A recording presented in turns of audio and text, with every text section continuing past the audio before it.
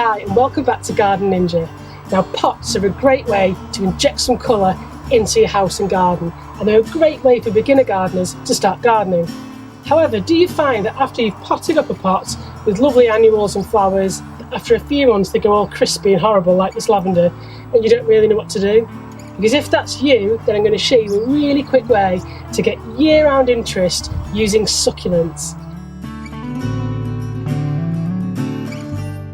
So the succulents we're going to be using today are these Sempervivums, and I've got 4 different cultivars that I'm going to use in the same pot. Now you could use sedums and you can use any other form of succulent for this kind of creation, but they give an amazing texture, as you can see here.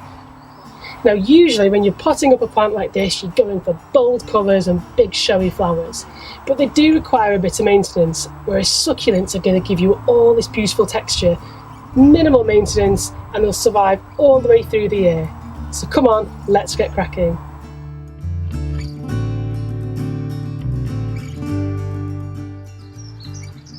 So you're going to need a few key bits of equipment to create your succulent container.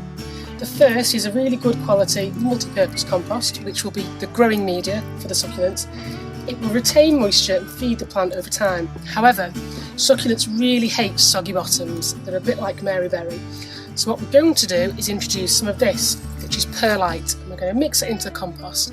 And this is an inert substance, which means it doesn't hold any nutritional value.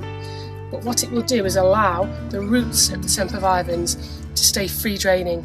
We don't want water to sit around those roots because they will rot. So it's going to help wick moisture away from the roots.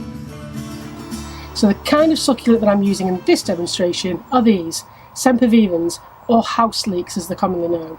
Now I've selected a number of different variegations and cultivars to give me a real nice mix in that pot, and they're great for texture. As you can see, each of these leaves has a really distinct form, and that's what we're focusing in on, is texture. Now, if like me you've got a pot that has last year's compost in, the chances are the nutrients are pretty much well and gone. But with house leeks, they don't have a huge nutritional requirement, and also the roots are really shallow. So I'm only going to remove half of this. I'm basically going to leave the bottom half as filler. Then I'm going to put in my compost with my perlite mixed together, and that should be enough to feed the house leeks for at least the next year. And then if I need to, I can use a liquid feed or a granular feed for the years after. There's no point in filling this entirely full of rich compost because the roots are never going to go through. We'll probably add about a third, 1/3 perlite to 2/3 compost ratio. As you can see, there it is. We'll use this, just lightly dig that in. So what you want to do is to incorporate that so that it allows the roots to be free draining. So you don't want to dig it all the way to the bottom, but just where the roots are going to sit. So I think that's adequate. Now, start planting. Now, I want to arrange this bad boy in the centre, and then using the other 3 I'm going to position them around the outside of this one. So this is the focal point, this is like the crown in the middle of this pot. So I'm going to lightly tap it out. And a good rule of thumb is before you plant these, if you just let them dry out ever so slightly, then they're much easier to work with, and then you can water them afterwards.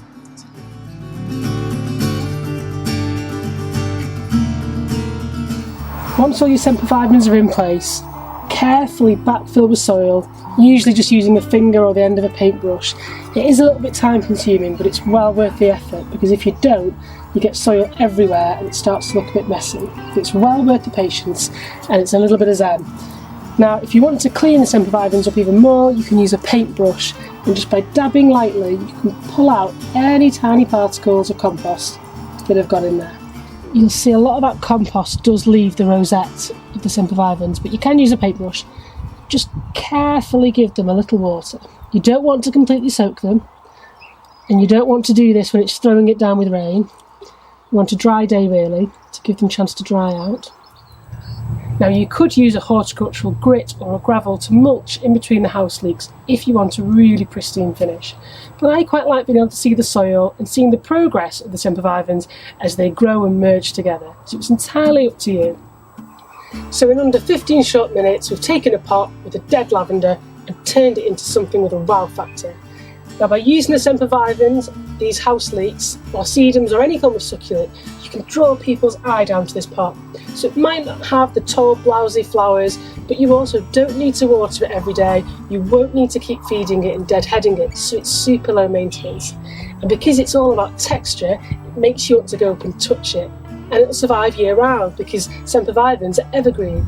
So providing that you give it a little bit of care and attention here and there, it'll look pretty much bang on all year round.